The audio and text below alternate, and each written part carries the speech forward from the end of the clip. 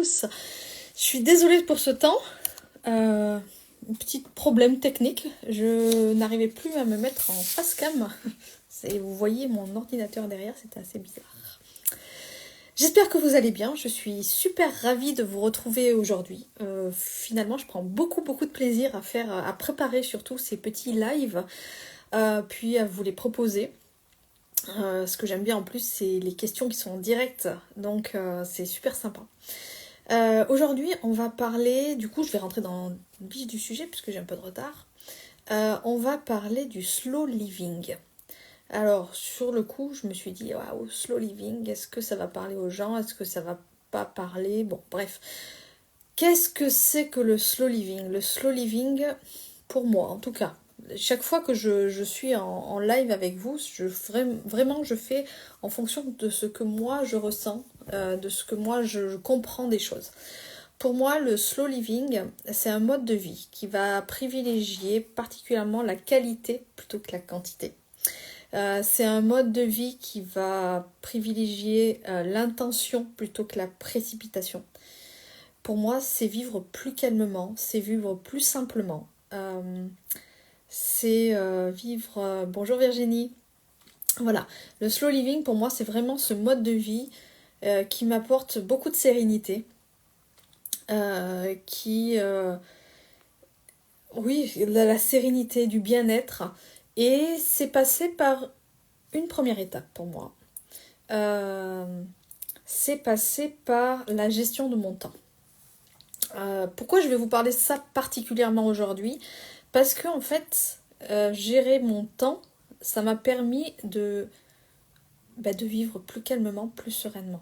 C'est pas pour ça que je fais moins de choses, même j'ai l'impression d'en faire beaucoup plus. Je me suis mise au sport, je travaille toujours autant, 7, 8, 10 heures par jour des fois. Mais la façon dont je m'organise fait que je me sens de mieux en mieux.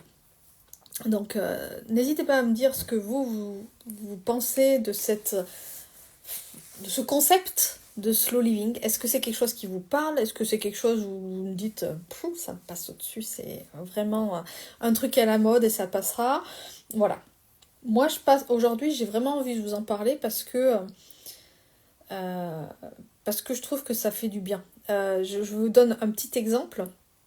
C'est que par exemple cet après-midi j'avais rendez-vous chez le kiné et je suis à 20 minutes à pied de chez le kiné et à 3 minutes en voiture. J'avais le choix. Soit je prenais la voiture, soit je prenais mes petites pattes.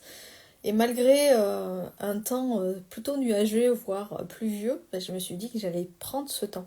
Et ne serait-ce que voilà, me retrouver sur la voie de chemin de fer. Alors, c'est une voie de chemin de fer il y a plus de train. Sur la voie, dans la nature et tout ça. Mais ça m'a fait beaucoup de bien. Je suis rentrée et je me suis dit, waouh, ce soir j'ai un live et je suis super bien, quoi. Et j'ai pris le temps. Ça m'a pris, oui, 40 minutes de plus, mais finalement, c'est 40 minutes où j'ai pu m'occuper d'autres choses. J'ai écouté un podcast, j'ai répondu à un message, mais je l'ai fait dans la simplicité. Après, je sais pour y être passé que quand on est maman de jeunes, très jeunes enfants, c'est pas toujours simple parce que là aujourd'hui, moi je suis capable de les laisser les deux miens et puis qu'on puisse avancer, je puisse faire ce que je veux aussi. Donc ça c'est un des avantages. Alors aujourd'hui on va le voir en deux parties ce slow living. D'abord comment on peut simplifier notre gestion du temps pour mieux vivre mieux. Et puis ensuite une deuxième partie où, comme la dernière fois, je vais vous parler des petits conseils pratiques en fonction de votre design humain pour essayer de simplifier cette gestion du temps, voir comment vous pouvez mettre en place des petits tips pour y arriver. Vous êtes prêts? C'est parti. Alors, comment simplifier sa gestion du temps pour vivre mieux, pour mieux vivre, pour vivre plus doucement? Pour moi, il y a eu 3 points qui sont ressortis. Le premier point, c'est la priorisation. On va en reparler. Le deuxième point, c'est la délégation, la collaboration. Ça, c'est important. Surtout familial, je parle. Et le troisième point, celui qui est le plus difficile, je trouve, et pourtant, quand on y arrive, c'est génial, c'est le lâcher-prise. Alors, la priorisation, Comment je peux l'expliquer? Pour moi, c'est ce qu'il y a le plus important. Qu'est-ce que je fais en premier? Qu'est-ce que je fais en deuxième? Qu'est-ce que je fais en troisième? Certains vous diront mangez la grenouille en premier, c'est-à-dire les choses les plus difficiles pour vous, faites-les en premier. Je suis pas sincèrement d'accord. En fait, ça va beaucoup dépendre de vous. Certains se lèvent, c'est un peu, on va parler de chronotype. Certains vont se lever et puis tout de suite être en pleine forme. Moi, je me lève, je vous assure, le réveil il sonne. 2 minutes après, je suis debout, il n'y a pas de problème, je suis presque réveillée. Des fois, c'est un petit peu, voilà, mais à peine. C'est, voilà. Mon mari, ça va être compliqué. Lui, manger la grenouille en premier, ça va être chaud. Donc, écoutez-vous, voyez ce que vous voulez, mais c'est priorisé. Voilà, je suis capable de me réveiller. Moi, je mange la grenouille en premier. Je vais pas être grossière. Ça m'embête. Et je le fais en premier. Comme ça, après, je suis tranquille. Si je prends l'exemple de mon mari, lui, c'est plutôt, oula, je vais faire les choses petites. Et puis, quand je serai bien réveillée, je pourrai faire cette grosse grenouille. La manger, en tout cas. Donc, priorisation. Qu'est-ce qui est en premier? Qu'est-ce qui est en deuxième? Qu'est-ce qui est en troisième? Et ça, on va en reparler plus tard. Et vous verrez que qu'est-ce qu'on met dans une to-do list de la journée. Donc, la chose que je peux vous conseiller, pas plus de 3 choses essentielles dans la journée. C'est pas pour ça que les choses non essentielles, genre mettre la lettre dans l'enveloppe et aller la poster, ça pour moi c'est pas essentiel, c'est à faire et puis voilà, ça prend pas beaucoup de temps. Mais les grosses choses essentielles, pas plus de 3 dans une journée, sinon jamais vous serez dans le slow living. Jamais. Donc premier point, la priorisation. Deuxième point, délégation, collaboration. Ça, je trouve que c'est super important. Alors, on va pas parler boulot, parce que déléguer dans le boulot, ceux qui sont cadres connaissent le truc, ça fait partie du travail. Mais dans la famille, pourquoi je voulais vous en parler? Parce que je pense que chaque enfant, chaque mari, là je parle en tant que maman, alors mari ou compagnon ou compagne, ou voilà, peut aider. Quand on est dans une famille, chacun peut mettre un petit peu la main à la pâte. Pour des choses simples, moi mes enfants ils ont commencé, c'était tu mets la table. Aujourd'hui même, voilà, c'est tu mets la table et tu débarrasses le lave-vaisselle et tu débarrasses la table. J'en suis même aujourd'hui à dire le vendredi ou le samedi, ça dépend ce qu'ils ont envie, c'est toi qui fais à manger. Alors on fait des choses simples, j'ai la chance d'avoir un Thermomix à la maison, on a le truc avec les recettes, ils suivent et puis hop, il n'y a pas de problème, c'est fait. Mais voilà, c'est vraiment déléguer, c'est collaborer aussi parce que j'ai pas trop envie de faire ça aujourd'hui. Attends, on va le faire à deux. Et ça va plus vite. Et c'est plus sympa. Et c'est plus simple. Et voilà, il y a plein de choses. Voilà, n'hésitez pas à demander de l'aide. Je pense que c'est tellement important. Et ça fait partie de se vivre mieux, quoi. Troisième point, le lâcher prise. Vous savez celui qui ah non, moi ma maison elle doit être nickel. Ah non, moi mon repassage, je repasse même les slips et les culottes. Waouh, ça fait bien longtemps que mon repassage, je le fais une fois par mois. C'est pour repasser les 3 chemises de mon mari et c'est bien tout. Si, j'ai repassé la dernière fois assez longtemps parce que j'ai mis des articles en vente.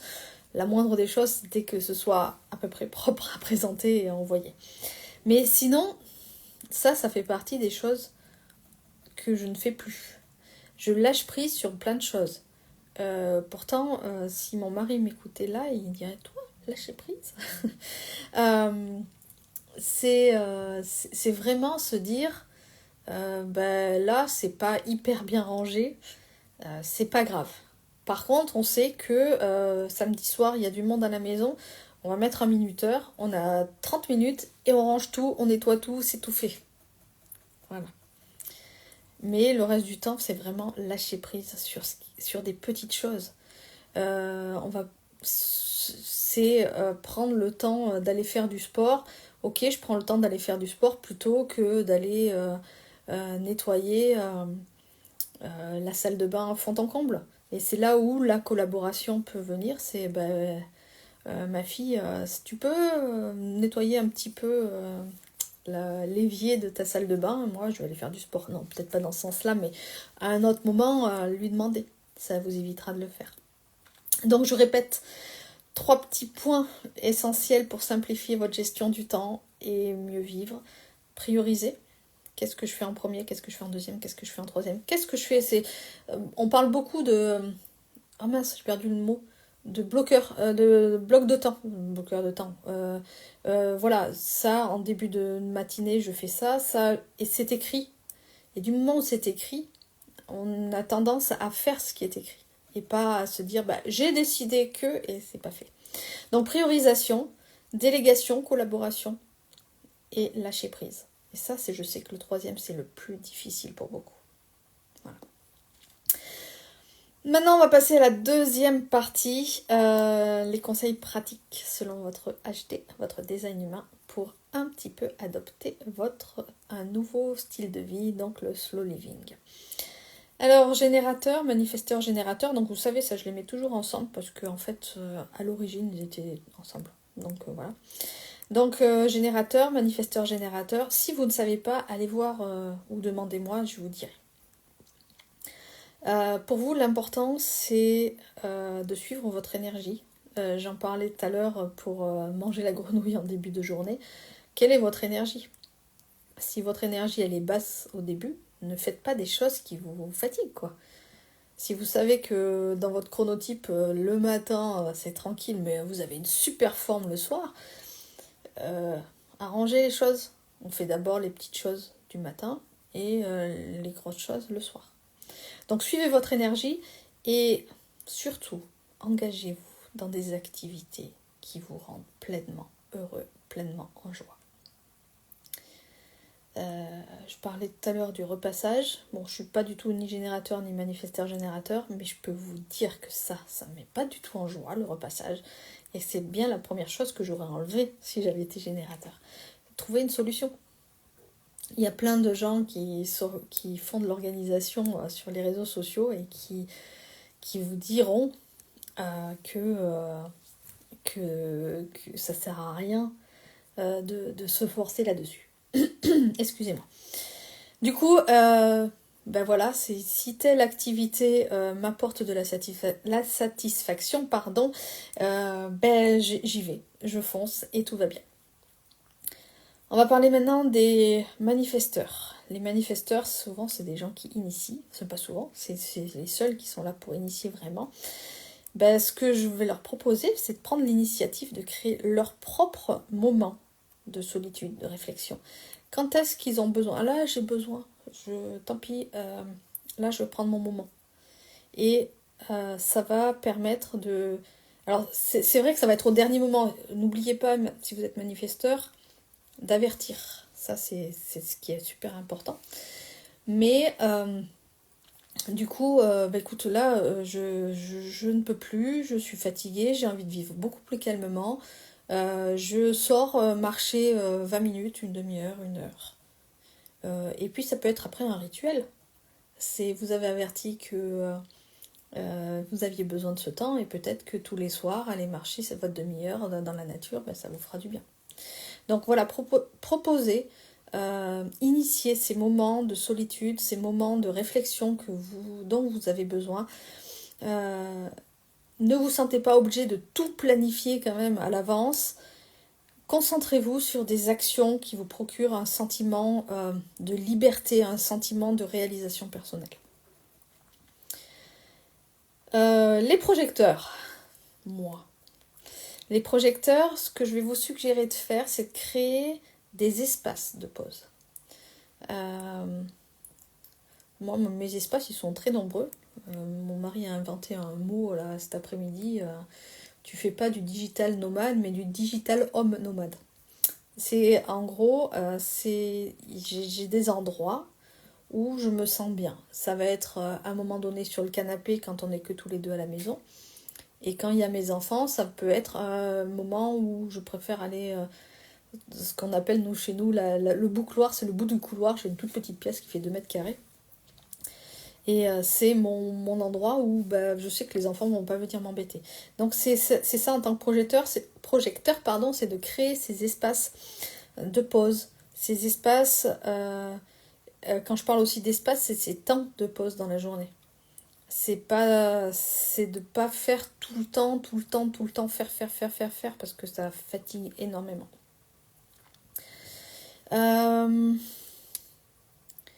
L'idéal pour un projecteur, c'est d'optimiser son temps. Moi, je sais que le matin, à partir de 9h à 9h30, je suis à fond. Et je suis capable de faire plein de choses. Et pendant 2-3 heures, mais je suis capable d'avaler un boulot de quelqu'un qui va le faire en 5-6 heures. Et en moi, en 2-3 heures, c'est fait. Parce que c'est un moment où je suis super bien. Donc j'arrive à optimiser mon temps et à prendre après des pauses plus longues l'après-midi. L'après-midi, je suis un peu plus KO, quoi. Donc c'est un mélange de design humain et de chronotype. Essayez de voir ce qui est important pour vous. Et je vais quand même parler de nos petits amis les réflecteurs, même s'ils ne sont pas très nombreux. Ce que je leur proposerais en fait pour adopter ce slow living, c'est de prendre le temps de ressentir l'environnement qu'ils ont autour d'eux et les énergies qu'il y a autour d'eux. Et en fonction de ça, prendre leurs décisions pour aller très très doucement. Pour eux, pour un réflecteur, vivre lentement, vivre doucement, ça va signifier beaucoup d'observer, de se laisser inspirer par la vie, de prendre le temps plutôt que de se précipiter et de prendre des choix qui sont rapides et qui ne sont pas du tout alignés. Donc voilà, ma 3e partie sur les conseils pratiques selon votre design humain. Donc pour conclure, d'abord, est-ce que vous avez des questions? Je ne sais pas s'il y a du monde, il y a encore des personnes. Si vous avez des questions, n'hésitez pas à me les poser, je vais attendre. Et je vais juste vous résumer très rapidement les points essentiels que je trouve pour mieux vivre, et en tout cas vivre plus lentement, plus sereinement. Prioriser, déléguer, collaborer et lâcher prise. Et ça, je pense que c'est super important. Alors, je vais vous inviter là, un peu d'introspection. Réfléchissez à votre propre rythme. Réfléchissez à ces petites choses que vous pouvez changer. Toutes petites, peut-être. Pour arriver à ce mode de vie qui est beaucoup plus serein. Écoutez, je vois qu'il n'y a pas de questions. Peut-être que j'ai été claire, hein, ça c'est génial. Moi, ce que je vais vous proposer très rapidement, là, puisqu'on est en fin de ce live, c'est que je propose désormais des ateliers. Alors, je les propose en présentiel, donc à côté dans le Nord-Isère, donc n'hésitez pas à me demander si vous êtes intéressé. Mais sinon, je les propose en ligne, des ateliers HD généralistes, c'est-à-dire que il y en a eu un mardi où les personnes sont venues me poser des questions sur leur charte. Donc j'ai répondu à tout ce que je pouvais. Il va y avoir des ateliers beaucoup plus ciblés. On va parler des autorités, on va parler des types, tout ça. Et ensuite, il y a des ateliers plus, on va dire, plus sympas où je vais parler des valeurs. Puis il y en a d'autres qui sont en cours de réflexion, peut-être sur le vision board et tout ça. Voilà, donc si tu voulais retrouver tout ça, c'est sur mon site internet ou bien par DM si vous en avez besoin. En attendant, je vous remercie énormément pour votre participation. Vous retrouverez le live soit sur... Alors là, comme je suis sur les deux, sur Instagram et sur YouTube. Et sur YouTube, vous pouvez le retrouver sur mon podcast YouTube. Je vous souhaite une très très belle soirée. Je vous remercie d'avoir été là. Et puis on se retrouve peut-être la semaine prochaine sur un autre sujet. D'ailleurs, si vous avez des idées de sujets, vous me les notez. Et puis moi, je me ferai un plaisir de chercher. Je vous embrasse. Je vous souhaite une bonne soirée. Et à très bientôt.